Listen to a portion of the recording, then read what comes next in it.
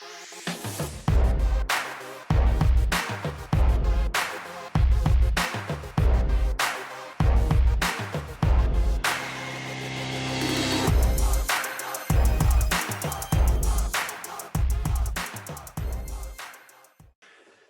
guys, thanks for joining us this week. To help us grow, please like and subscribe. Enjoy the show. Yeah, man. Yeah, go for it. All right. Welcome to the Athlete Hustle podcast. I'm your host, Jason Chin. Today's guest is Jordi. Jordi Taylor of Perspective Training. Welcome to the show, Jordi. Thanks for having us, man. Looking forward to it. Thanks, man. So before we get into the show, could you give us a rundown about how you got into strength and conditioning? Yeah, no worries. So when I was about 18, I was playing at like a relatively okay level of footy. And then just at training one day, just got tackled a little bit wrong and busted my knee. So I just did like dislocated kneecap and done my MCL. So at that time, I was just a year out of school. I'd done my Cert 3 and 4, but hadn't actually done anything with it. And then when I actually was doing the rehab, I was really intrigued by what was actually happening.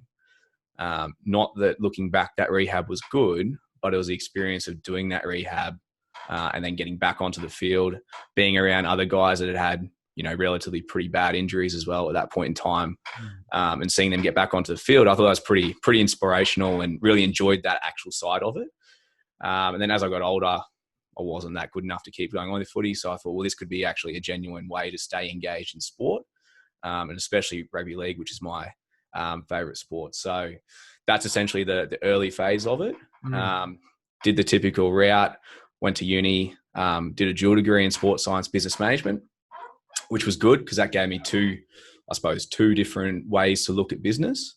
That's fantastic, by the way. That's such a good way to go about it, because I think, we in the industry will always go about the practical side, but never the business side. Yeah. In all honesty, like it didn't expose you to anything game changing. It made you, I suppose, critically think a little bit more about what business is and how it can relate to what you're doing. And if anything, the business component of it, all I really learned was I actually really enjoyed marketing. Right. Yep. Yeah. So a lot of the other stuff is very organizational, behavioral management, all that sort of stuff, where the marketing side of it was interesting and it could always relate that back to what I was doing. So that, I suppose that always helps. I think you can bring something back to a central point is probably a good component. I think it also would give you more of a grounding and not think too idealistically about what you're doing, because sometimes we can think that it's a good idea to go ahead and do something, but when you understand the business behind it and could it actually work, I think it would actually give you a better grounding in that sense. Yeah, no, 100%. And I suppose it makes you think of it from a different angle as well. Like if you're only ever focused about the athlete in front of you, not about all the bits and pieces that go on behind it, you're only seeing such a small portion of the overall picture. 100%. Sorry, I interrupted you. So you've gone to uni, you've done your sports science, and you've done a business degree. Yeah. And while that was happening, again, coincidentally, I didn't know I was doing it the right thing at the right time. I was just working as a PT in a commercial gym.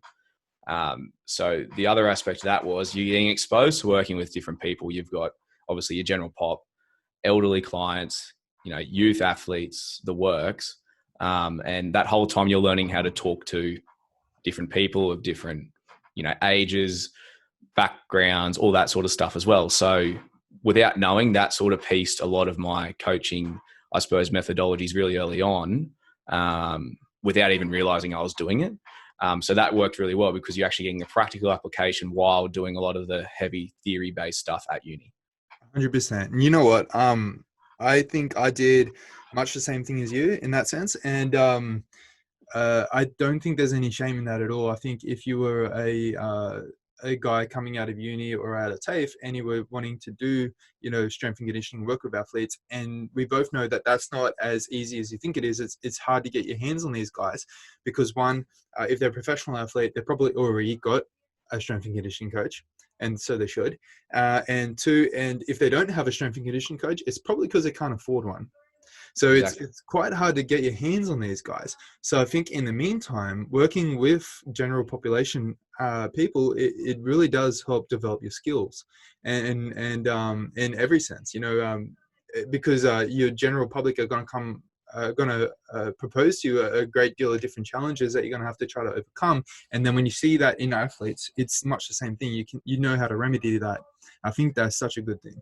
Yeah, and you get to learn their language as well. Like, especially you get taught one way, and that's not often the way people learn. Some people are more, tactile feedback. They prefer to be touched, put in positions. Other people prefer to be cued. Other people are more visual, and obviously you can record on your phone, things like that. And learning that really early on helps not only you understand better, but also how you can get your message across to the athlete or the person in front of you. And like, I've still got, a handful of those people when I very first started that I still work with, from 5-6 years ago. That's great. And, credit to them, because I guarantee you 5-6 years ago, I would have been shit house, like everyone. And again, that coming back to your point just before as well, that's probably a really important touch base, is that when you're starting out, you are shit house, and you should look back and go, geez, I was terrible. Yeah. But it's the growth from starting to where you get to. And I always believe that you should always look back and, even last year, some of the things I was doing, I go, probably not the best option, which shows that you are still growing and still developing. Mm-hmm. It doesn't have to be totally wrong, but you may have just tweaked one or two things in a program, or the way you address something might be a little bit different now compared to what it was. 100. And so you've gotten to this point where you're sort of just working general population. How did you get to where you are right now? Mate, I stuck it out like you wouldn't believe. And I don't remember it until I sort of sat back and spoke to my girlfriend about it the other day. Mate, just long days, 6 to 8 at night, the typical 1 6 o'clock, 1 8 o'clock, 1 11, big spread out day that makes no fucking sense, but you still do it anyway. Yep. Because, you want to do it. And B, at that point in time, if you don't work, you're not going to make enough money to pay the rent for the facility you're working at, to then go and do the courses and upskilling you want to do as well. So it's a double-edged sword. 100%. And you don't want to go and tell your client at at 7, if you can sort of bump it back down to 6 so it fits in better, because that client would be like, oh no, you know what, maybe we'll just come in and I'll just do it next week or something. And you're like, and then when you're starting, if someone came to me and said, I want you to coach me, you're going to bend over backwards to coach them. However you can do it. 100%. Exactly. And now it's the complete opposite. If you can't fit into my schedule, well, unfortunately we'll have to find someone else for you, or let's find some sort of alternative, because looking back on that, then it's no way to live. Like, you can do it for a short period of time and it's all sweet. And it's definitely, I think it's integral in your development as a coach and as a business person in general. You got to have big, long days. It doesn't matter. Still have those now, but they shouldn't be the majority. They should be the minority. 100%. That's such a good point. So you stuck it out. And so did that literally the whole way through uni. So I dragged my degree out for a little bit longer, which everyone does, I think, at some stage. Yep. So finished, and then did part-time on the coast, still with some of the clients and athletes that I had, still in that commercial setting, and then went and traveled down to Brisbane 3 days a week and started working there in it was more of an EP physio-based clinic. But I think the whole reason behind that was I had a degree and I just felt like I really wanted to use it. And looking back, it was a good experience. I learned a lot from it. Learned that that's not the setting that I enjoy. The clinical based stuff and rehab. I really do enjoy working with your healthy pop and healthy, level athletes that are, performing at a decent level. And then luckily enough, long story short, I happened to roll into O2, which is based out of the Sports Hub on the Sunshine Coast. And it's a multi-million-dollar facility. I reckon without a doubt, probably one of, if not the best, definitely public facility in Australia. Is this where you are now? Yeah. So, if you haven't checked out this guy's Instagram, by the way, you need to. That gym is phenomenal. Yeah, absolutely. And that's full credit to it. So the guy who had the vision to build the particular gym's name's Miguel. He had the vision many, many, many years ago. And then again, just like everything, it takes time to come to fruition. But he built that, like, mate, you could walk through the gym and he'll tell you for about 3 hours why he chose this particular tile, why, the bike's facing this way, why the sun rises here, and why the aircon vent's facing this way. Like, he's gone well above and beyond what you should think of when it comes to developing a facility. And yeah, I learned a lot from him, mainly in that business and general sense of why he's done things, and it's done to a level that I suppose needs to be respected. And Mm. the facility is phenomenal. And then the facility itself is called, what's the Sports Hub. So in that, there's separate businesses. So there's like a recovery room, which has like your Normatec, hot cold therapy, sauna. There's cryotherapy in another facility. There's your IV drips in another facility. Really? Yeah, physio clinics, all that sort of stuff. So it's IV drips. IV drips is next level. yeah, honestly, I haven't done it. Yeah, I'm a bit worried about it too, but I've heard a guy at my gym was thinking about doing the same thing because he's got connections with his clients being all doctors and whatnot. And he was saying that, if you do this, it's the ultimate way to get hydrated and start your recovery, and recover fully. And I'm just like, I don't know. That just seems next level, man. But you do see it if you're a triathlete listening. That's something that you guys might be used to, like when by the time you've done this huge run or even a marathon runner, and then your pee comes out not a normal color, it comes out like motor oil, like used motor oil, and then they'll slap you on a drip real fast, and then within, I don't know, 20 minutes you'll be fully recovered. You'll feel good. Your body will be sore, but you'll be back to normal pretty much. Pretty Yeah, great. absolutely. Or a big night out on the drink, which Yeah. happens to all of us every now and then. Oh yeah. No, but yeah, absolutely. They have the hangover drips. Like, they're all over in the States. They've been around for a while now in Vegas and stuff like that. So obviously, yeah, there's definitely some value in all that sort of stuff. And I think that was the whole vision of the place, was that it was going to be a one-shop stop for an athlete or for a general pop person or anyone that wants to come through and have a look. So we're lucky enough that there's been professional teams come through here. So it's only been open for about a year and a half. Oh really? Prior to COVID, obviously, it slowed things down a fair bit with interstate travel and stuff. But Yep. for example, like over the Christmas period, we had the GWS Giants. I had a look at the jersey on AFL, man. The GWS Giants, Yep. Port Adelaide, Canberra Raiders, and a few like the netball teams come through as well. So it's, if it's attracting those sort of teams at that level, it sort of speaks for itself. So Yeah, 100%. Because they're not going to settle for whatever. They'll get the best thing around. That's for sure. 100%, yeah. So one thing that got me interested in your page, so I'm just flicking through Instagram, to be honest, and I see your stuff. I think it's really, really cool. Very inventive. And how do you get so innovative with your training? Because it's so good. It's really good. Yeah, I appreciate that. Look, it's one of the pros of working in the private sector is that you do have the choice to do things that you get to choose. Where, if you are an institute or in a team, you sometimes are restricted by what you're able to, I suppose, even show or program. So I like sport in general. So if I get a new athlete, I like to learn about their sport, the demands of the sport, some of the physical characteristics of the sport, then the athlete themselves, because obviously everyone's different as well. The sport's one thing, but the athlete's another thing. Exactly. And then just reverse engineer all those demands. Yep. And that from me, like looking at it, seems like exactly what you do. Yeah, and the for everyone listening who isn't a strength and conditioning coach, and everyone who is a strength and conditioning coach listening, knows that that's a very hard thing to do, to think that deeply about the sport and then reverse engineer what this athlete will need. Yeah, and I mean, and that can change obviously throughout the year as well. Time and season, training loads, anything like that can obviously change what will be in the particular program or what characteristics or qualities you're chasing as well. But always, like, I'm a very, in my head, I'm a very systematical and structured person. I like structure. It helps me be at ease at times. So I think about training in a very structured manner. Like Exos has been a big, I suppose, step in that developing of those philosophies. AA as well, Athletes Authority in Sydney. Some of their content they put out around their coach education has been phenomenal in just helping refine some of that a little bit as well. So what Lockie and Carl do down there is top notch, if not the best in Australia. And then again, just learning from different people and just pulling, bits and pieces from everyone to sort of create your own philosophy, I think is very important as well. And not getting stuck down any sort of one rabbit hole of a system.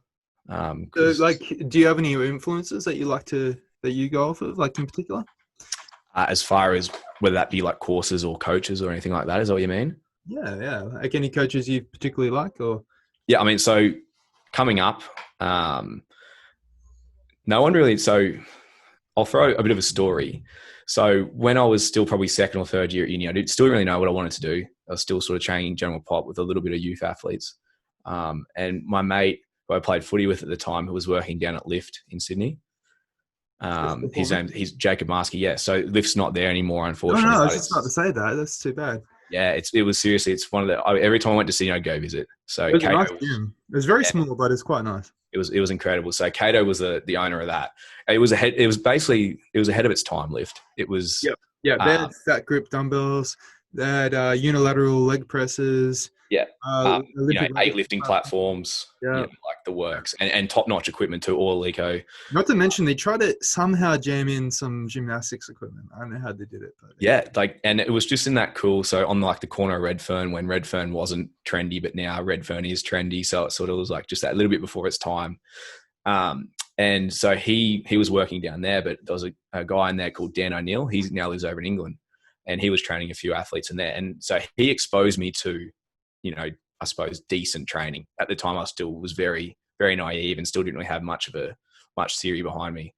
And I was talking to him and, I go, who are you influenced by? And he gave me a list of people, blah, blah, blah, blah. So like on that was like Woody, Christian Woodford, back in the day. Love Woody, still talk to him every now and then. But again, like just having someone who was outspoken is someone you can go to very early on. And then obviously Lockie Wilmot, some of the stuff he puts out is obviously fantastic, hence going down the route with AA.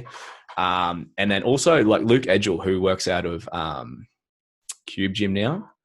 Very early on, he was very, very influential into some of the ways that he worded things. Just really connected with me. I think sometimes that's all it takes, doesn't it? Yeah, absolutely. I think he thinks quite similar. And they're like a few Australian coaches, then international. Obviously, you've got your big typical guys like your Mike Balls, your Eric Cressys, the original people that I think everyone always refers to when they think of strength and conditioning. So yeah, and then just taking bits and pieces from all those people, doing courses, doing upskilling, sort of just again to create your own principles and methodologies that you follow and that you try to implement the whole way through. But then also not being afraid just to reach out and ask people for help. That's a hard thing to do sometimes. Yeah, and still do it all the time. Like if you don't reach out and ask, you're never going to get better. Especially asking for feedback. Especially with sports that aren't super common, like some of the kayak girls I have at the moment. I wouldn't be able to tell you what a kayak was until a year ago. Yeah. Let alone some of the things that they do now, which I should be able to hold a relatively good conversation about the sport. But early on, man, I had no clue about some of the demands of kayaking. Why they would be doing some of these, what I would believe, thinking at it, not very transferable movements or exercises. And then once you start to understand a little bit more of why or how it's programmed, it makes a lot of sense. Yeah. I mean, I think also what's a difficulty for guys like us is that our job isn't to coach them to get better at their sport. Our job is to coach them to make them a better athlete. Yep. And so at least that's the tact I take. And I think a part of that is the fact that because we're trying to make them a better athlete, we can't truly understand what goes on in their sport until we actually had to play it ourselves. And we can't go around playing every sport in order to coach every athlete, to be fair also. So. Yeah, absolutely. And, always just remembering that we should always complement their sport and, like you said, make them a better, well-rounded athlete and never take away from their sport. Exactly. I always sort of go back to my client and ask them if they think that what I programmed makes sense. And I'll be very frank and honest with them, saying that I don't understand fully, but does this make sense to you? Do you think this will work? And then when that actually makes a better relationship between me and my clients also. And then they'll come back and be like, no, that wasn't quite right, but I think if we do this, this will be better. And that makes a really big difference, I think. Yeah, I mean, and again, you're creating buy-in because you're showing that you genuinely care about their opinion as well. Because rather than you just being the dictator of the situation and saying, this is what we're doing. This is why. Getting feedbacks, like we said before, is just critical to get better, even as a person, not even just a coach. Yeah, 100%. Could you give our audience a broad sort of overview or rundown about why strength and conditioning is so important for an athlete's development? Yeah. So from a youth athlete or just from anyone in general? Man, anyone in general, but if you want to mix it up, go for it. I just like, if you really just sort of drive it home. Yeah. Look, I mean, the way I look at it is it's what we're trying to do is create an athlete or a person that is just better capable of doing what they were doing beforehand. And again, that comes back to your initial, screen consultation, goals and things like that. It's just a critical component of it. So whether that's to help them, be stronger, move faster, move quicker, stay injury free, or whatever it may be. Like the point I touched on before is we want them playing their sport. That's where they're going to get better.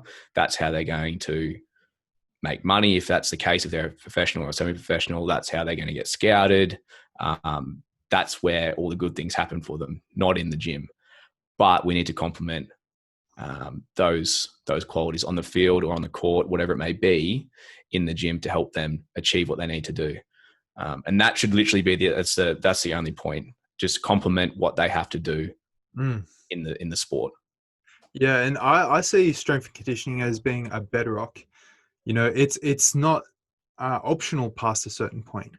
It's something that every good athlete does. It provides a foundation for athletes to work off of. Strength is so fundamental. If you didn't have a certain amount of strength, you wouldn't even be able to get out of bed. So that sort of shows you. And if you were to enhance your strength levels, they'll enhance your general performance as well. So, correct. Yeah. And that's not like they're just talking like the physical characteristics as well, not even the psychological component. All the other components you can sit here and talk about all day, but keeping it nice and simple, like you mentioned, it's just literally just keeping them healthy, strong, whatever it may be, and playing their sport at a high level. And that's the most important thing in my eyes. I could be totally wrong. Someone could disagree. That's fine. But that's, in my eyes, that's the most important thing. Yeah, 100%. Could you give us an overview of what it'd be like if a new athlete was to come into your gym, wanted to see you? What would an ex-athlete be likely to sort of, go through? Yeah. So we're, like I said to you before, we're very lucky in the facility that we have. So we have access to some of the top, sports science testing equipment that professional teams would have. So it's basically the sports science lab downstairs, fully decked out by Bald. So we're lucky enough to have Human Track, which is like a 2D motion analysis. It's not the be all and end all, but it's just a really good buy-in point and a tool. So basically you can do a bunch of tests on there, standardized tests to look at range of motion, movement patterns and things like that. Again, it spits out some good information, some numbers, some metrics, which we sort of spoke about before is super important, and some photos, which again, help with buy-in and just overall, enjoyment that, I'm getting something cool out of this as well. So we start on the Human Track. Off the back of that, there could be, 2 or 3 things, side tests that we do on the side as well, to bring home if there was, say, we're looking at that and there might be a thoracic, for example, a thoracic limitation, whether it be rotation. We might do a few tests to confirm that. That's the case. Beautiful. Write some notes down. And then basically we're lucky enough, again, like I said, to go through some testing on the force plates. So we'll look at maximal strength effort with a mid-thigh iso pull, obviously rate of force development as well, any asymmetries that may pop up. So again, a super quick way to, if you're doing an initial assessment of someone, measure close to maximal strength in about a minute, as opposed to having them to take them out and do, whether it be a back squat or a deadlift or a bench press or something like that. You get a general gist of where they're at pretty early on. What do you think the main testing procedures are? Like the ones that sort of give you the most bang for the buck, Yeah. So definitely mid-thigh iso pull. Again, I know not everyone. What was that? Sorry. What do you get out of that? So you get maximal strength over a period of time. So a mid-thigh iso pulls essentially is like the top portion of a deadlift, or the second pull of a clean. Mm-hmm. So basically, you stand on the force plates. As you pull, you're pulling against a movable object, which is the rack. So as you pull, you're pushing your feet through the ground. You're also pulling the bar into the rack. So obviously creating a force velocity curve. Mm-hmm. In theory, the curve should obviously go up the more you pull. So what you get is rate of force development, so how quickly you produce the force on the plates, Beautiful. Yep. which is obviously, again, critical. Oh, for sure. Yeah, It because I obviously mean, if you see an athlete that's got a low rate of force development, then you know that's something you want to sort of work on. exactly, and always refer to a powerlifter for those guys. Powerlifters are really, really strong, but they often can't produce the force super quick. Mm. Because otherwise powerlifters would be playing every sport known to man and absolutely smashing it, when we know that's not the case. So that's how I sort of refer to rate of force development. Peak strength as well. So how much force is obviously, or peak force, how much force is coming out. Asymmetry left to right, because obviously seeing on a force plate, so you got pushing your left foot through the left plate, right foot through the right plate.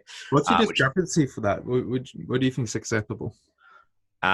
It's quite funny you say that. So when people do the first test, unless it's crazy, like say 25%, I won't really say it, because a lot of the time, a lot of people have never done that sort of testing, so it's new to them.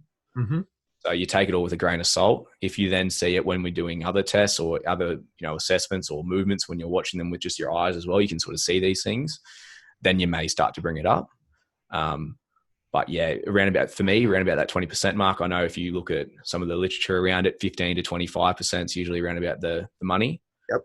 But again, people can just have like environmental constraints. So for example, like a downhill mountain biker may always start their race with their right leg coming down. So they're always going to put more neurally or naturally, they're always going to put more force through their right leg. Sure. So you got the force plate. What else? Yep. So then after that, we just do force profiling, or jump profiling as well. So counter movement jump and a squat jump. Obviously, you get a couple of different characteristics out of that as far as lower body power is concerned. And they're the three main ones that I do pretty much every single time. Mm-hmm. Because from that, you can obviously get strength or close to maximal strength and power. And then you can do a few equations as well to work out what is required, whether it be more strength focus, more power focus, or is it more of an in-between focus? It's crazy because you got like this facility that even the university probably wouldn't have these facilities. Yeah. And if they did, because I know like when we studied, like I'd get out of studying and then going to a gym where they have none of the stuff they have, and so there's, so you just sort of bare bones, but you've sort of gone from like, university into a top-notch facility that's got everything and you can actually practice what you learned. I think that's really cool. So once our athlete has gone to you, they've gone through this assessment, what's next? Yeah. So from that, obviously, we always have a sit down, have a chat too, because it's always cool to throw the bells and whistles at someone. But if they don't understand why you done it and how that relate to them, the sport or whatever the reason they're there for, then there's no point in doing it anyway. You may as well just do whatever. So we always sit down, run through that. And then from that, we get stuck straight into it. So we'll program based off previous injury history, the sport, time and season, the results from the testing, anything else that may pop up. Sometimes if there is some discrepancies, I'll refer onto a physio because I don't like to muddy those waters. They are two separate things in my eyes. Mm-hmm. And to have a different voice for certain things, I think is very important as well. Yep. So there's a physio we have downstairs who I refer to, Jo. She's absolutely incredible. Like she's worked with the Jamaican track and field team, with Usain Bolt. You know what I mean? So like having access to these sort of people simply make your job better. 100%. I think there is something to be said also about being a strength and conditioning coach and then having some, some skills that a physio may have or a massage therapist may have, maybe even to some degree like a chiropractor might have. But that's only just so you can understand what it is that they're going to have to do when they go to see the physio, the chiropractor, or the massage therapist, whatever it is. I think, and maybe if you can just treat something that's just acute for the moment, but if there's something that's there, that's, that should definitely be referred on to the physio otherwise. 100%. Otherwise, there would be no physios or there would be no strength conditioning coach. It would just be one profession. Yeah, yep. Which we know that's not the case. And like you said, to be able to understand the treatment process at the physio, whoever it may be that you're referring on to is going to do. From a language standpoint and from a basic knowledge standpoint, it's very important. But also to be able to then relay that back to the athlete as well, that you know what they're doing. Because there's nothing worse. And I did it, like, for example, when I've been hurt, the physio tells you one thing, someone else tells you another thing. And then all of a sudden you go, fuck, who's right? Yep. Am I right? Are they right? Oh, fuck, who knows? No, exactly. Where if you're talking to the physio, you know what's happening. They know what you're doing as well. It makes the whole process a lot easier. And again, like you sort of touched on before, it creates a lot more buy-in for the athlete. And you know that they know that you have their best interests at heart. And it's not an ego thing where the physio is wrong or the S&C coach is wrong or one's right or one's wrong, whatever it may be, is that everyone's there to get me better or help me achieve what 100%. I need to achieve. When you got too many voices, it really does make things terribly hard, because you just end up confused by the end of it. Yeah, 100%. Absolutely. Cool. So I like that. So you come in, you get your assessment, and it's a very comprehensive assessment, by the way, as well, which is quite good. And then you go through sort of goal setting. Yeah. Which is, so I probably should explain a little bit more at the start. My fault. So I always try to get everything done prior to them coming in. It provides more context on the person. If I've never met this person before, you want to know as much about them before them coming in as you can. Yep. Not only to help you from a programming or from a testing standpoint, but also just from be able to hold a conversation with them. Yeah. There's nothing worse than when you meet someone that awkward, how are you? What do you do? All that sort of stuff. When if you would just do the due diligence beforehand and touch base with them prior and get a little bit of info, it makes that whole process a lot easier. So we've already got all that information prior. We do the testing. From that, I do a performance report, sends it through to them outlining, this is what we did here. These are some things we can work on. These are some really good strengths. And it's all laid out for them so they can literally see. So weeks 1 to 5, this is our plan. Weeks 5 to 10, this is our plan. So it's very clearly laid out. You want them to have no questions. Yep. It's like Carl always says that when you're doing your testing, Carl Goodwin from AA, when you do your testing, you don't want to get into the weeds. Yep. You want to put on your doctor coat and you want to diagnose, because if someone's coming for you for performance or to get better, they don't want to know all the little things. They just want to know, okay, what's a step-by-step approach to get me better 100%. Or help me achieve my goals. So laying that out nice and simple for them in front of them, in layman's terms as well, not all fancy words where only you and 3 other people in Australia are going to understand what you're writing. Layman's terms that they could read, their grandma could read, their partner could read. This is exactly what we're going to do over the next 10 weeks. It's pretty important to do that. And if there is any athletes out there listening and you've gone to see, strength and conditioning coach, or not a strength and conditioning coach, like a personal trainer, and you're looking to get performance improvements and they haven't laid out a plan for you like that, I would suggest to perhaps look for someone who will.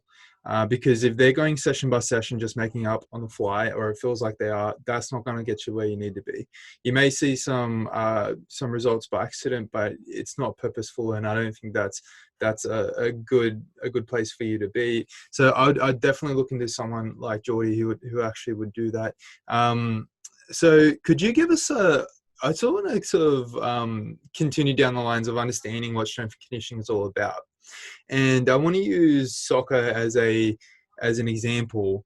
And I was wondering if you could give us a broad overview of what you would do with an athlete going from just finishing the season, going on to going throughout a good off season to an on season. What would that kind of look like? Could you just it doesn't have to be anything too specific, but if you could just give us some idea of some things that you'd sort of be working on. Yeah. So if you break that up, let's just say over 10 weeks, be fair in assumption. So I like to try to program in 5-week blocks. Mm-hmm. So usually the first week's just acclimatization to the program. So there's no necessarily real deload, but more of, okay, I'm actually going to learn the new exercises. There may be a reduction in the volume, but the exercises are will change slightly. So there's no necessarily pure deload in our settings. I don't think they're not professional enough to require a true deload.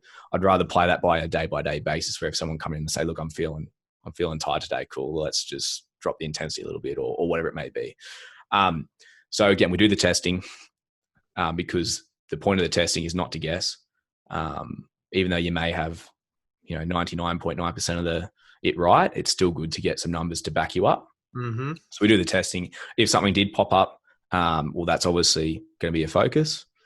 And again, their previous injury history as well is a bit of a focus for me. So still, I like the saying, the best predictor of an injury is a previous injury. So if someone has had a previous injury before, we will make sure that we do tick that box, whether that's through some basic resilience work or whatever it may be. But anyway, long story short, off season, the first 5 weeks, it's a great time to do a rebuild phase. Whatever they may, if they did want to put on a little bit of size, great chance to work on a bit of hypertrophy range, work on some basic force absorption. Just take a step back, because all the time in season you dial everything up, you're working at 110%, and you don't get a chance just to reset or potentially even work on just some things that are weaknesses. And that far out from the season, working on weaknesses isn't necessarily a bad thing. Obviously, double down your strengths in season and always tick the weakness box. But in the off seasons, a weakness is a really good chance to spend a bit of time on. 100%. So that whole first 5 week blocks, again, because it is such a broad topic, basics and just doing them really well. And again, addressing any weaknesses. And then from that 5 weeks, retest again, because that's how you know you're on the right track. And then start to develop into a little bit more specific qualities of what's coming into pre-season. Right. So you're talking in a 10-week block. So the first 5 weeks preparation and even a bit of rejuvenation, because, the season's been quite tough in the body. And then we've got the final 5 weeks leading up to the pre-season. And this is when you want to get a little bit more sports specific. Yeah, and nothing crazy. Like, you're not going to be start squatting when juggling a soccer ball or anything like that, but you are just going to start to develop into the qualities that you know are important. So you're obviously getting a little bit more specific with your strength adaptations, with your power production and things like that. But also, thing I've seen done wrong before, and I've done it in the past, I admit that, is I've actually prepared them for the season in the off season, where really you just need to prepare them for the pre-season. That's what you need to do. So just being aware of that. They don't have to go and play week 1, they're actually going back to do pre-season to get better at their sport. So just being aware of that as well. Just getting a little bit more specific with the programming.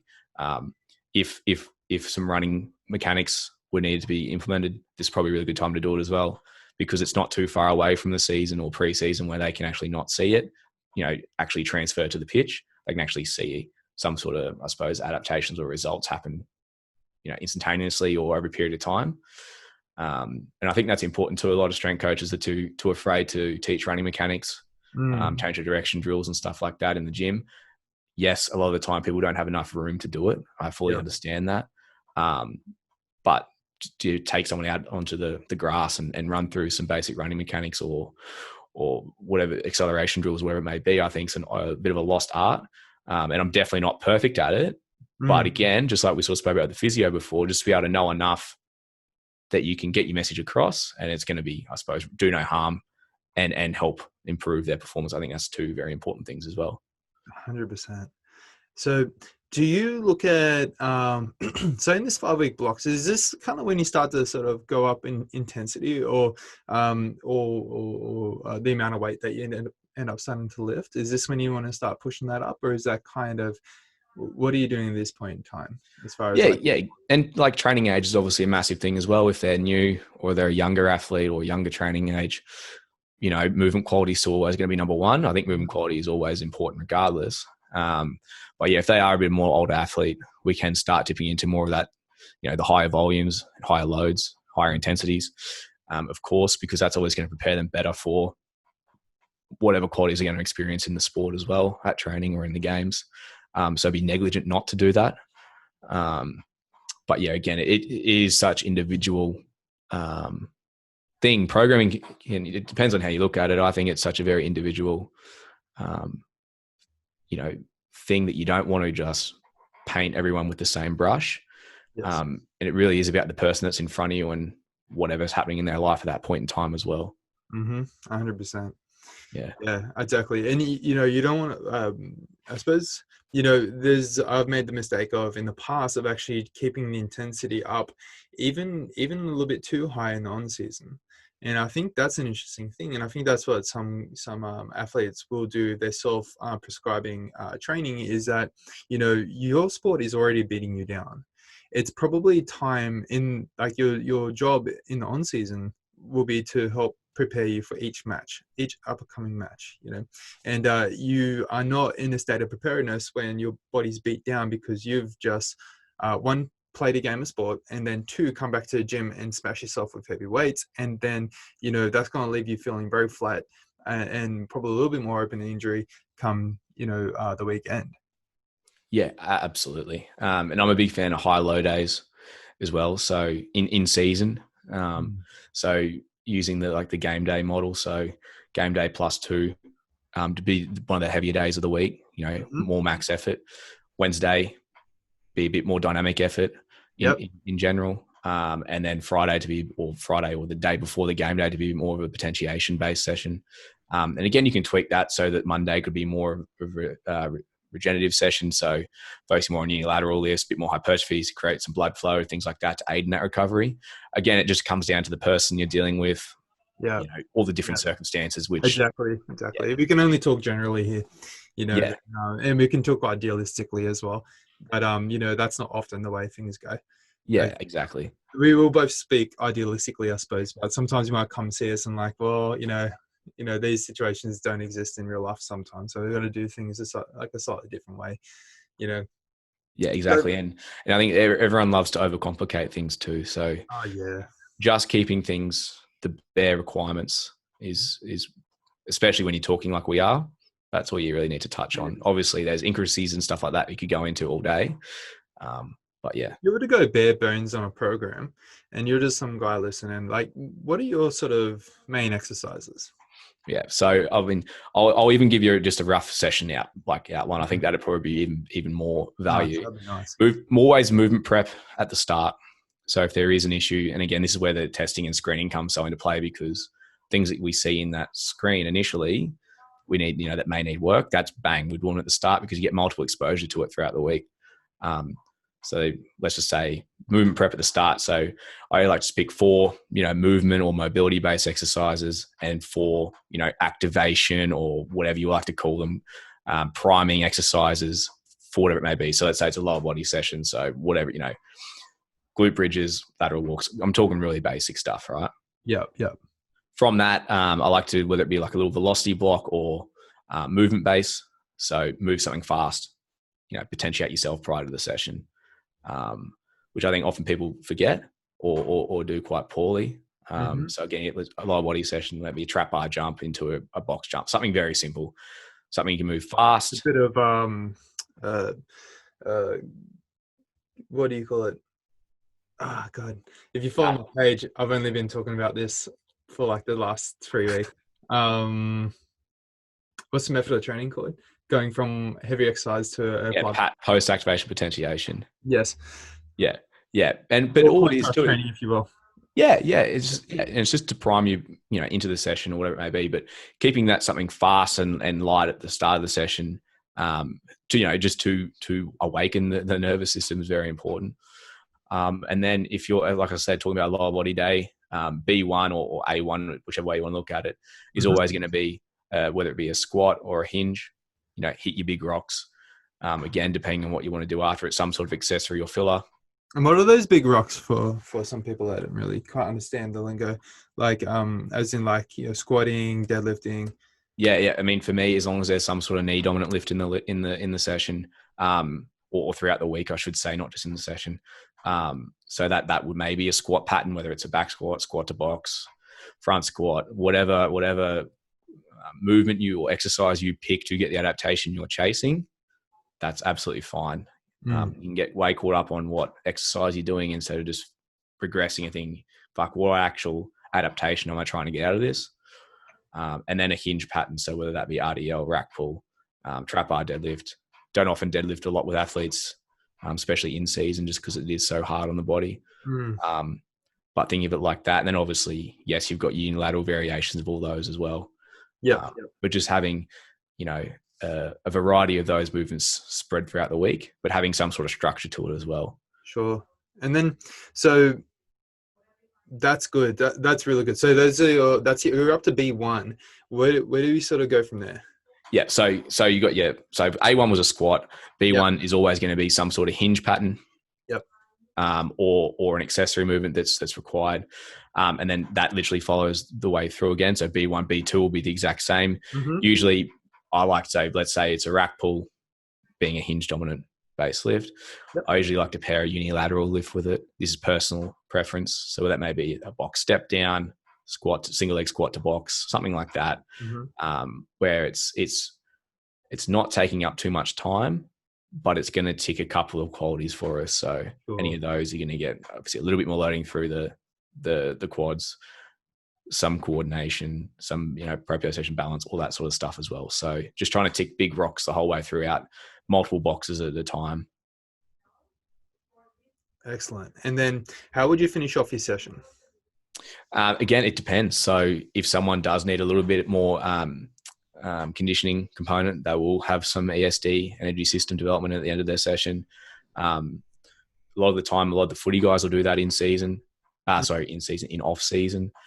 Swimmers, for example, have a lot of swimmers. They'll do a Pilates sequence, just for a little bit more core control, core endurance, be able to hold those positions in the water over a long period of time. That's fantastic. It's a very good idea. Pilates is very good for general control and stability. So something that it seems, I was talking to Andrew Locke. I'm not sure if you've the physio. Yep. Yeah, I was talking to him and he said, because one of the questions I have is, and I'm going to ask you the same one, is what would you do to get a child ready for, for sport, raising them from a young age all the way to an older age? Idealistically, how would you go about this? And one thing he said is that do not get your child to swim first thing off the bat. They'll have terrible stability and general control for any other sport except for like swimming. So it's like, interesting. Yeah, he said if you want to implement swimming, implement it a little bit later, but not right off the bat. And I was very interested by that. So yeah, I mean, mate, I've told this every time to my girlfriend, boy or girl, they're doing gymnastics off the bat, 110%. Never met a weak gymnast. Right, and uncoordinated gymnasts. 100%, nothing. Like it just ticks so many boxes early on. So many boxes. 100%. I agree with you so much, and I'd kind of mix that with a bit of little A's. So like little athletics, learning how to throw, jump. Yeah, absolutely. All that sort of stuff and run. It's fantastic. Very good. And then like a racket or a ball sport like golf or tennis or something like that as well. Hold up on that, because I'm going to ask you in a minute. Oh. So yeah, 100%. So that's perfect. That's really, really good. So some coaches, going back to the strength and conditioning side of things, some coaches, it's an interesting sort of debate sort of going on at the moment in some of the coaches I follow, and the idea that, some coaches prefer unilateral, some coaches prefer bilateral. What's your take on that? Yeah. Like I sort of said before, things live in extremes. You can pick one or the other. I think some people like to pick it just to be a conversation starter, to create a bit of a stir. My take on it is, if you look at any of my programs, or I shouldn't say any, most of my programs, there will be bilateral lifts and there'll be unilateral lifts. I'm not married to one methodology or idea. I understand why someone may do more single leg compared to bilateral. I understand why some coaches may program more bilateral compared to unilateral. Could you I think you're very healthy in that approach. I think that's very good. I think everyone should be a little bit more like that.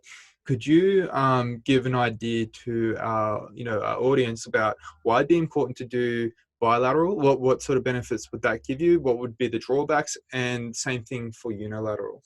Yeah. So with your bilateral, obviously, you're going to address more absolute strength. So, like if you're thinking bilateral lifts in the gym, we think about our squat variations, which we sort of touched on before, and our hinge variations. So more absolute strength. Yes, you can have more load. So a lot of the reasons behind the unilateral variation is the overall load aspect. That someone may be loading too much in bilateral, and then in sport where you don't run on two legs all the time, which is 100% correct. We don't run on two legs in the ground, but it's it's like anything else. I'd like to think on the approach that I'd rather be too strong on 2 feet than be too weak on 2 feet. Yes. And then vice versa into the unilateral. Yes, the bilateral deficit. That's the correct terminology for that. We should be able to lift the same on one leg as we should on two. Mm-hmm. But again, I think it's the problem where people will spend far too much time on getting strong squatting, Mm-hmm. or far too much time getting strong doing a split squat or a Bulgarian split squat or whatever, and then just miss the qualities that each could offer and that complement each other really nicely. 100%. I think that's very sensible. You know, I think there's definitely some things you could miss if you're not doing unilateral lifts, which isn't the nicest way. Like, a lot of people don't find that the most fun because you're not lifting the heaviest weight possible. But I think there's some really good things to be had from that will really carry over to your sport, and vice versa. So I totally agree with that. So here comes the magic question. So if you did have a kid, This one. you could raise to be the greatest athlete possible, you know, and let's assume the kid's actually interested in what, you know, you're trying to push them to do. And so it's not total child abuse. So how would you go about, starting from the youngest age all the way up to professional, how would you go about raising this kid? Yeah, so we touched on before, obviously gymnastics, pretty much early as you possibly can, that they obviously are safe in doing, which, you know, I've seen, you know, tiny tot gymnastic classes at like, you know, 2 and 3 and that sort of stuff like that. Just from a general body awareness, how to control your body in space, strength, body weight to strength ratio, all those sort of things, gymnasts just blow most people out of the water. It's pretty incredible, some of the stuff they can do. And then pairing that up almost straight away with, like I said before, some sort of racket or ball sport where you can build some basic, I suppose, coordination and motor patterning as well. So like golf or tennis. Main reason those two as well is, well, especially golf, is there is a fairly longevity in there as well. So Gotcha. like footy, where you're getting smashed every week and, you know, you could hurt yourself quite early on. Honestly, I'd keep those two all the way up until you're able to, you know, confidently play a sport like soccer or footy or anything like that, where, because they're obviously individual, I think it's very important to play some sort of team sport as well, and learn to communicate with other people, and be exposed to different environments, like a field is obviously pretty important as well. I would always say league, purely just because it's my favorite sport as well. But still doing elements of gymnastics, which would transfer to league anyway, because you're learning how to control your body when you get tackled, or when you make a tackle, or if you got ankle tapped and you had to fall over, you know how to land better than a lot of other people. All those sorts of little things transfer quite nicely across. And I would find a strength conditioning coach, not myself, pretty early on. Like I started with one kid, he's now 14. I started with him when he was 8. Oh, wow. That's quite a good time. Yeah. And again, mate, we play games. We basically what a gymnastic session would be, just with a little bit more, I suppose, towards the end, a little bit of structure in, like, let's learn how to squat at certain times. Let's learn how to hinge. Nothing was loaded. It's all, you know, resistance bands, very light kettlebells, things like that, just to learn how to move and control. And now, mate, he's, like I said, 14. No, his growth wasn't stunted by any of that. Surprise. Yeah, I know, crazy. And he moves better than most adults that will come into the gym. Most of the NRL guys that I've seen train in a hinge pattern, for example, purely because he was exposed to it so early on. And obviously, when he's grown at times, he's forgotten how to move. That's just what happens. That's just what happens. But he always had the understanding and then the touch base of, I did know how to move quite well. So obviously introduced that early on as well. And then, mate, by that time, if you're good enough, you're good enough. When you're 18, 19, 20, if not, oh well. Yeah, exactly. That's when you really find out. And then the harsh realities of life sets in, and then, you know, that's that, I suppose. Yeah, 100%. But yeah, that's probably, you know, it's a bit of a basic approach, but I think that'd be the way I'd go about it for sure. Yeah, I think that's quite nice. You'd get, I think everyone that I've asked this question to, and it's been a few now, it's been virtually very similar though. You know, you start very general, from doing gymnastics, which is quite general because that could include tumbling, floor routines. It could be a pommel horse, could be rings, could be parallel bars, uneven bars, could be any of that. And then you sort of, keeping it quite general, getting your skill base, as in all the different attributes of strength or power and, fitness up quite high. So really increasing your skills and then getting more specific as you get a little older, you know.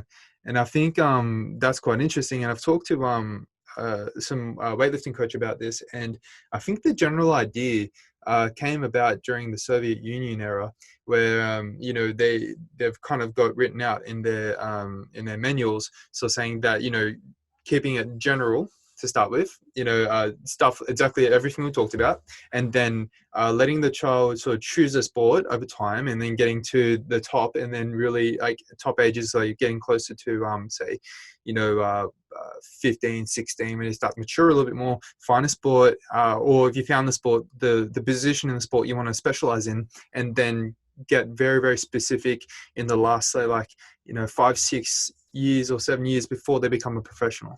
Yeah.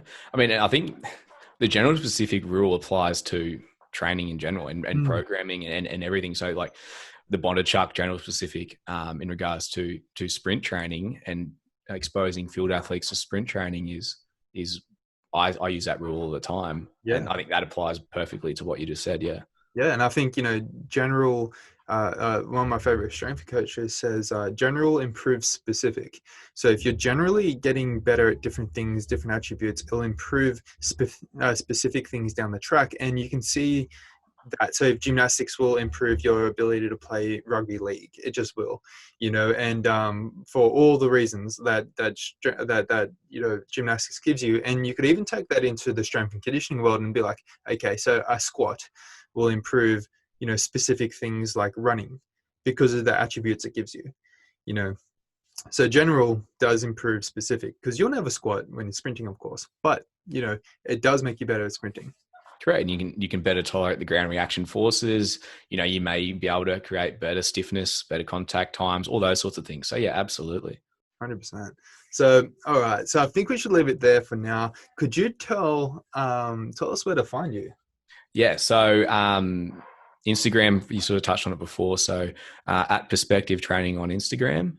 And then on LinkedIn, I pretty much transfer the same stuff across over multiple platforms. But on LinkedIn, a bit more personal is Jordi Taylor. So you can touch base on that as well. Is it PG? Beg pardon? Is it PG Jordi Taylor? It's very PG. All right. I don't want to be telling my audience after some Pornhub dude. No, that's LinkedIn. Oh, LinkedIn. Oh, sorry. Yes, of course. No, that's your Pornhub. Yeah. No, just LinkedIn. So very PG on LinkedIn. But no, that's more personal. So if you do want to reach out, I do respond to a lot more messages on LinkedIn, because Instagram, get put into message requests and oh yeah, for sure. And the same thing goes here. Like, I think if you get anything on Instagram, one, I probably won't see it for hours. Yeah. And then two, it's in the background because it's in the request thing, and then I've got to make sure if you're real or not. Yeah, exactly. It just gets flooded pretty quickly. So yeah, LinkedIn definitely is the best place to contact through there. And I highly recommend any coaches that aren't on LinkedIn to jump on LinkedIn. What do you think? What's the benefit of that? I think you're just closer to the apple or closer to the tree, in regards to, like, Instagram is very saturated. And there's Fitspo and stuff like that on there, and it can be a very diluted message. On LinkedIn, I think it's a bit more professional. Those people haven't ruined it yet. Thank God. Yeah. But like coaches I just seem to think to be a lot more available on LinkedIn. And some good conversations are on there as well. Not only just in Really? strength conditioning, but in business, life in general. So that's interesting. Has it really developed that much? Have they got some sort of chat? not necessarily chat, but like it's basically like Facebook. But for business, I'd say it's the easiest way to look at it is it's Facebook for business professionals. And yeah, like I said, like some of the things that I put on Instagram and transfer directly across to LinkedIn, seem to do a lot better because they just fall in the hands or the eyes of the right people that Who really do sees like to roll this with it. typically a little bit more on Big your LinkedIn? pardon? Who sees this a bit more on LinkedIn? Because Um, I would have assumed that being on Instagram is kind of like, if you're sort of looking for athletes, you'd be more exposed to more athlete types on Instagram. But do you find that to be true on LinkedIn also? It's a very good point. So that's a very good point. So if you're looking at more, you're trying to promote your work to, I suppose to fall the attention. So like for me, my content either falls into coach education or Mhm. athlete like attention, I suppose, probably the two ways to look at it. Yep. So if you're looking for more athlete attention or to pick up, I suppose, potential clients and things like that, Instagram is definitely the best place to go. That's where most of your athletes are going to be on Instagram. Yes. Doesn't matter Right. who you Okay. are, where you are, things like that. If you want to just start to connect more towards coaches and different professionals, organizations, I suppose even potential sponsorships and things like that from companies, then LinkedIn's definitely a great option as well. And a conversation started with a lot of people. I know you comment one, a thoughtful comment on LinkedIn seems to get a lot more genuine interest as opposed to Instagram. Yeah. Yeah. Yeah. Like I said, purely because I think the people that are on there for more of the right reasons. Yes. Yeah. So yeah, that's probably my 2 cents on that. No, that awesome. I never really thought about it that way, to be honest. I kind of thought of like, man, I don't need another job. I don't need to be on LinkedIn, but I guess it's not the idea all the time. So that's actually a good point. I like Yeah. that. And like, again, I will still spend more time on Instagram in a day, without fail, Oh, 100%. but just putting that up there. And again, like I have had work come from LinkedIn and more meaningful work, as opposed to stuff from Instagram. Right. So genuine connections, genuine relationships and things like that. I like that. That's cool. Yeah. All right. Thank you very much, Jordi Teller, for coming on. That was a really great episode. I think a lot of our guys would have got a lot out of that. No, mate. Awesome. I appreciate it for having me. Thank you very much. Thank you. Thanks, dude. Appreciate No, it. mate. No.